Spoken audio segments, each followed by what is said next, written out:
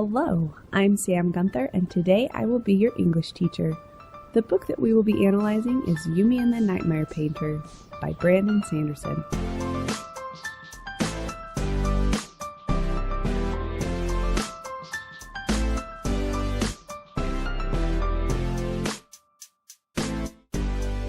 I'm not going to lie, this might be my new favorite Sanderson book. As a standalone, this book had meaningful characters and a beautiful magic system. I also love that this book explored the idea of what art is. In this episode, we will examine the plot, discuss character growth, and analyze the themes by looking at meaningful scenes. Let's start with the plot. The main conflict of this book was a simple one: save the spirits. It's nice to read a straightforward plot after reading so many books with complicated plots. In the exposition of the book, we are introduced again to our favorite narrator, Hoyd. Now, for people who are not familiar with the Cosmere, Hoyd narrating this book might feel a bit jarring. He is using terms from other books in the Cosmere. I didn't feel like it was as relatable as Tress at giving terms everyone would be familiar with, but it's pretty close. Now, for those of us who have read other Sanderson books, the narration in this book was very relatable and fun. I do feel like Tress is a bit more on the silly side, and Sanderson really nails his Hoyd voice in this book. It's always nice to see how books in the Cosmere are connected and how the whole web is weaving itself. It's an Easter egg that you see in a movie. A bit of whimsy. I also thought the world building in this book was well done. You get to see two different worlds of Yumi and Painter as they go through a normal day in the life. This was a fun way to do world building by seeing the world through the eyes of both someone who lives there and someone who's unfamiliar with the world. Also, the color or the neon in this world is a fun addition because it helps us to visualize what the world might be like. It's also a unique magic system because although it is a use of investiture familiar to Sanderson fans, this world has found a way to tap into investiture and use its power in their technology, which is awesome. I loved a more modern setting, and I'm hoping to see more of a modern setting in Mistborn Era 3. Now let's break down the main conflict of this book. We are introduced to the main plot when the main character Yumi talks to a spirit who seems a lot like a Sprin, and is told that spirits are trapped and that they need her help to be freed. In the next chapter, Yumi is transported out of her body, and Painter has now invaded her body. Now both of them must work together to solve the mystery of saving the trapped Sprin, and neither of them has any idea of how they're supposed to do that. In the building action, we see Yumi and Painter learning each other's trades and trying to figure out why exactly the Sprin chose Yumi and Painter. I absolutely loved that Yumi's trade was stacking rocks. It's absurd, yet we have seen stacking rocks, or at least I've seen stacking rocks in my own experience. I know that it's very difficult, but it can be beautiful. As Yumi and Painter learn more about each other's worlds, they both learn about each other and more about themselves. Yumi teaches Painter how to stack like she was taught, and learns that she can be someone else, and that there are other ways to learn. She also learns how to paint from Painter. Painter and her learn many valuable lessons from each other. Painter learns the value of resilience from Yumi, and Yumi learns how to be more assertive from Painter. Both learn to live and love each other's worlds and learn how to function in them. Throughout the story, Yumi and Painter pick apart the mysteries of the bound spirits. In Yumi's world, a group of scholars come with a machine, and they think the spirit might be in there. They also think that the spirit might want them to find the nightmare in Painter's world.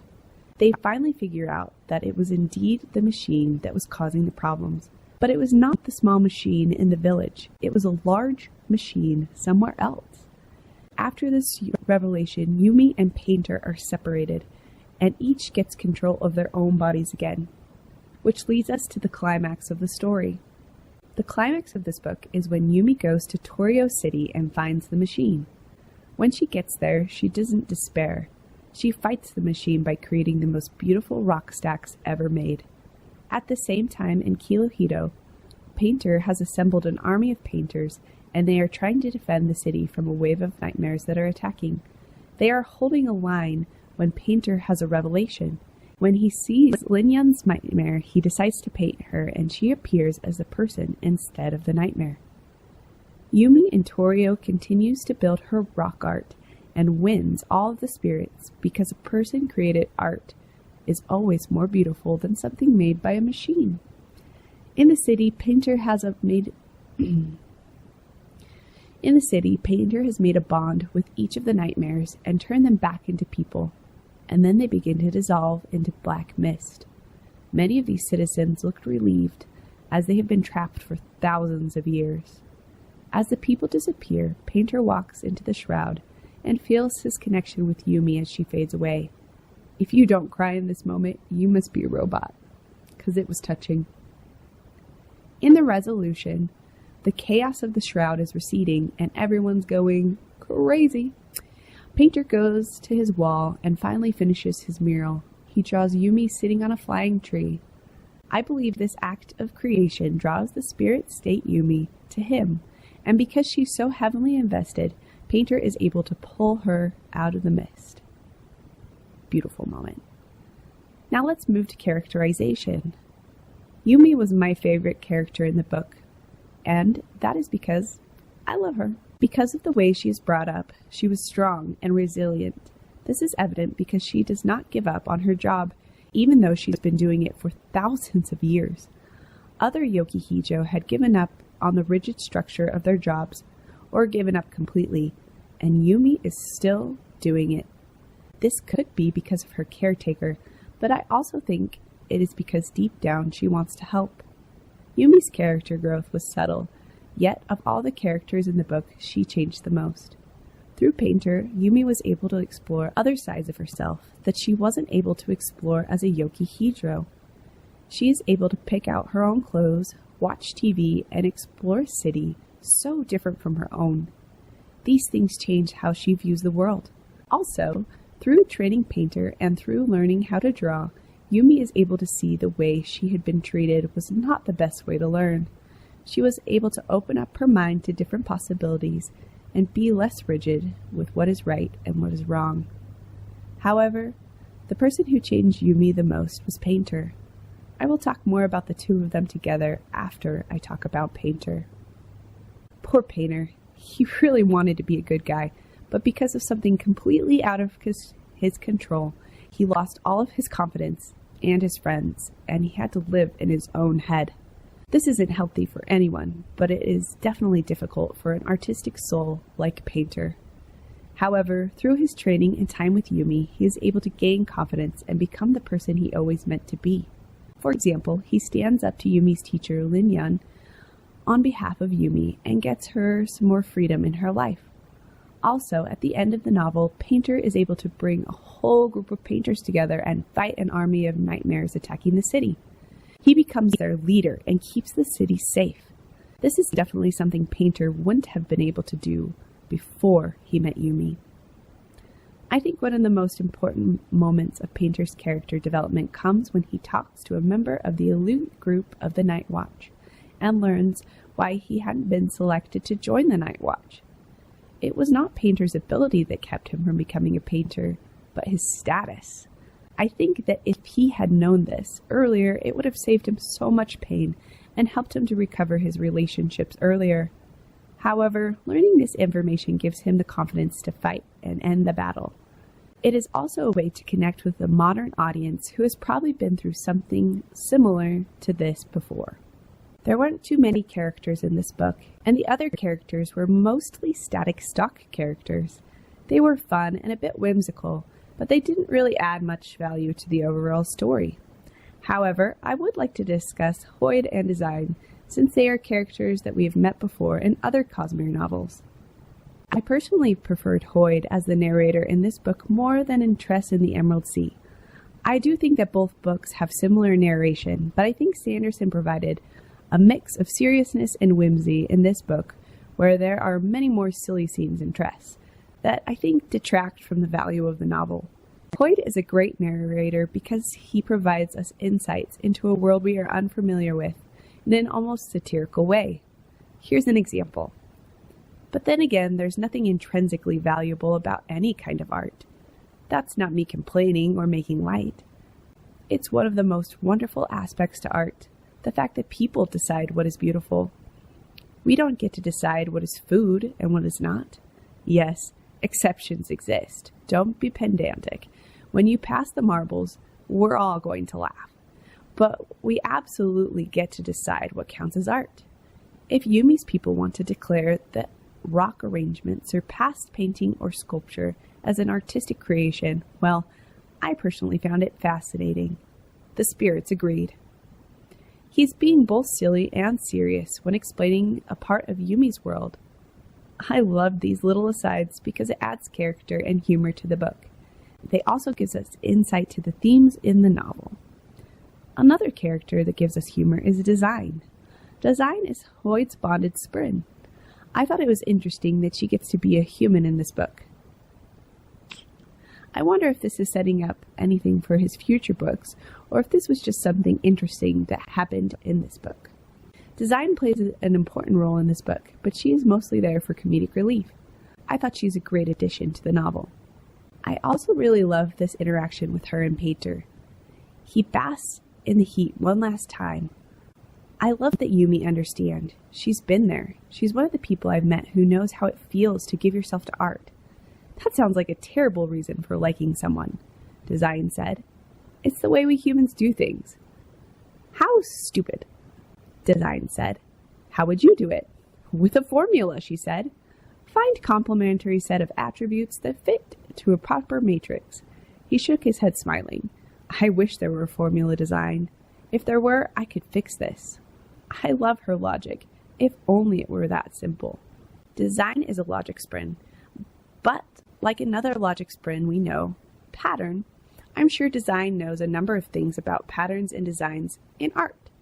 Her being in this story was a fun addition, but I don't think anything that Sanderson does is void of purpose.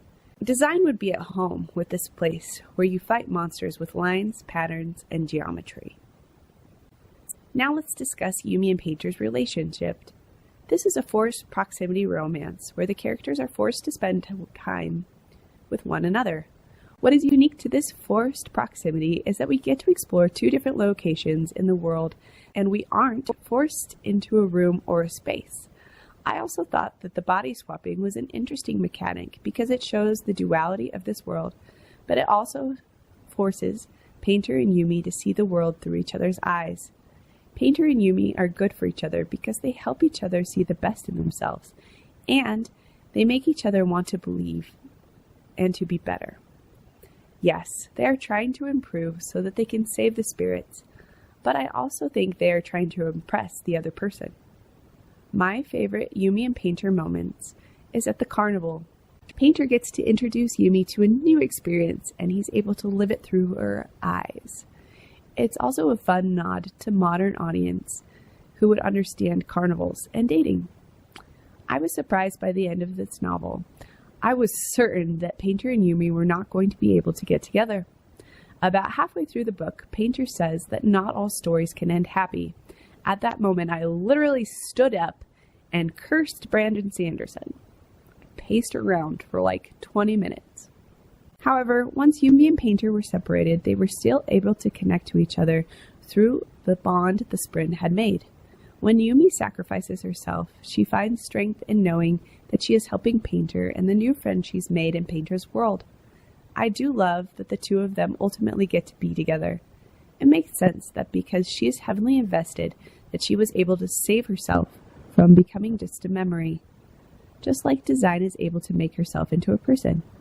Now let's move on to themes. The first theme I like to discuss is duality. Like in life, everything in this book has its opposite. The Heian is separated into two colors. When the spirits of the world change into technology, they split themselves and leave a copy. Yumi lives in a world of heat and warmth. Painter lives in a world of darkness and cold. Everything lends itself to duality, which is why the body swapping of Painter and Yumi makes sense. They have both a spirit and bodies, and somehow the spirits were able to weld the two together. So why did Sanderson include this in his book? Good question. I think all of us are capable of both good and evil. We are complex individuals just like Painter. Painter really wanted what was best for his friends and the people that he loved. When he couldn't give them what they needed, instead of confronting his feelings, he lied. Was this a good choice? No, but it also gave his friend hope when his was completely destroyed. People are capable of both good and bad things. Good people at times make bad decisions, and bad people sometimes make good decisions. We are all a sum of our dual natures, and we can always make a different choice. I think that Sanderson could have chose to show the Heian as two light because, like in many other planets, there are two gods with two opposite charges. And this is how we could see their divinity. But he also could have chosen it as a reflection of us. We are our body and our souls, and we have to figure out how those two things go together. Art plays an important role of this book. Both of our main characters are artists, and in this world, art is a way to connect with the divine. I cannot count the number of times in which Hoyd talks about art, and it's important to us as civilized people. So the message behind art is a bit didactic, but also brilliant. My favorite moment in this book is when Yumi battles against the machine to create the greatest rock stacking that has ever been made. This moment to me was the main reason that Sanderson wrote this novel, though I'm sure he had many. In our world right now, we are facing the robot versus human conundrum. Can AI really make art? I think what Sanderson is trying to say that human art will always be more important to our society than art made by a machine, because a machine can't really capture what it means to be human. Here's a quote that emphasizes that idea. This was art, something the machine, however capable in technical details, could never understand. Because art is and always has been about what is done to us, to the one shaping it and the one who experiences it. As far as my understanding of AI is that it cannot experience human emotion, so it cannot create true art. It is only capable of imitation and therefore cannot capture human emotion. Art is such an important part of who we are, and so are stories. Another thing Sanderson seems to be doing in this book is critiquing storytelling. Here's an example of this. Stories explains us. You want to define what makes humans different from animal? I can do it in one word, or 100,000. Sad stories, exultant ones, didactic morality tales, frivolous yarns that paradoxically carry too much meaning. We need stories. I love this quote for so many reasons. First of all, I agree with the statement. Stories are what make us human and what help us connect to one another. Before we can really understand a person and their lives, we must hear their whole story. It also sums up Hoyd's role in the Cosmere. He appears to heroes in the moments they need it the most and gives them stories. These stories indirectly help the character get through whatever it is that they need to get through. Also, the use of punctuation in this section is beautiful. If you look at the quote here, you can see that Sanderson is using sentence fluency to really hammer in those ideas. There are effectively used fragments to create a list of ideas separate, more powerful than putting them in a line separated by commas. There is also a little aside separated by commas that show narration. And then there is a small sentence alone at the end with a word need in italics. I can't think of a more powerful statement made by a storyteller. Yes, Hoyd is an important storyteller in the Cosmere, but I think on a deeper level, this is Sanderson giving us his purpose as well. I'm grateful for his stories and the stories of so many authors like him. The last topic I'd like to discuss is love and friendship. In the novel, we get to see Yumi and Painter fall in love with each other. This is significant because at the beginning of the novel, they don't get along. Not at all. But because of their situation, they are able to see the world through each other's eyes. At first, Yumi thinks that Painter is a liar, and to her, that is unforgivable. Then she has this confirmed, but instead of giving into that narrative, Yumi defends Painter.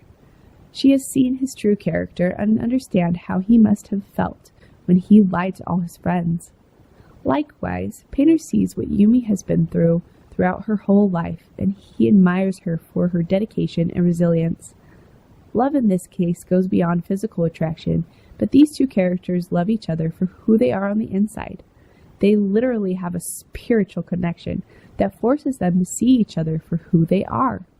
To me, this is true love, seeing a person, faults and all, and loving them anyway. Here's an example of this. "You know what I am, Yumi," he said. "What I've done.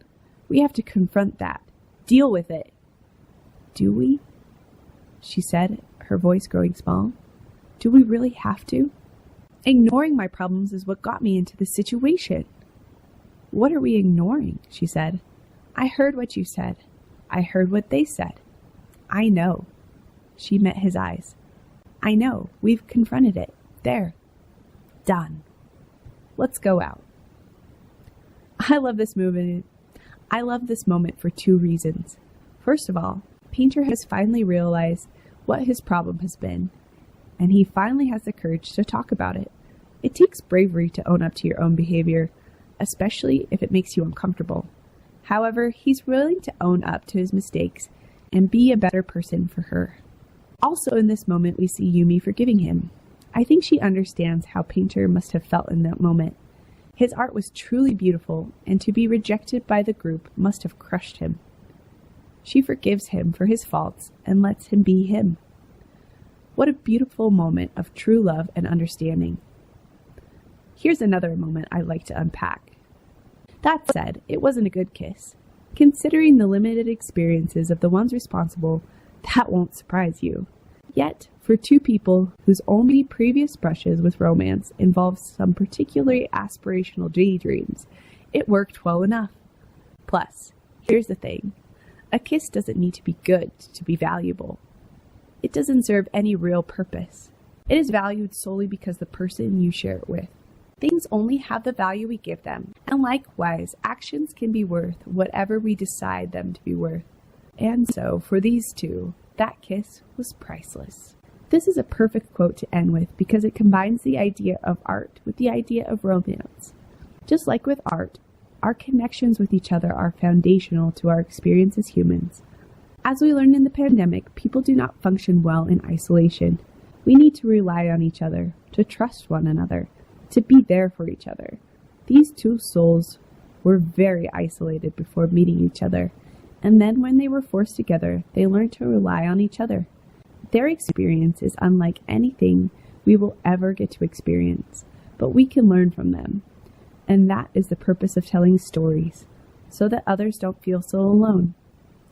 All in all, I would give this book a 6 out of 5 stars. It was that good. It has beautiful world building, meaningful themes, and with all of that, it still manages to make you laugh. Thank you for listening to According to Your English Teacher. Please make sure to give this episode a comment or a review. Your reviews really help this podcast to find more listeners like you. I would like to leave you with this quote. It is the quote on the back of the book, and so it is only fitting to end here. A person is more than their experiences stacked up like stones. Our best moments are the foundations we use to reach for the sky. Again, thank you for listening to this episode. I hope you enjoyed this content. This episode was written by me, Sam Gunther, and edited by Dallin Gunther. Our music was written by Tom Britton. We hope you enjoyed this episode, and happy reading.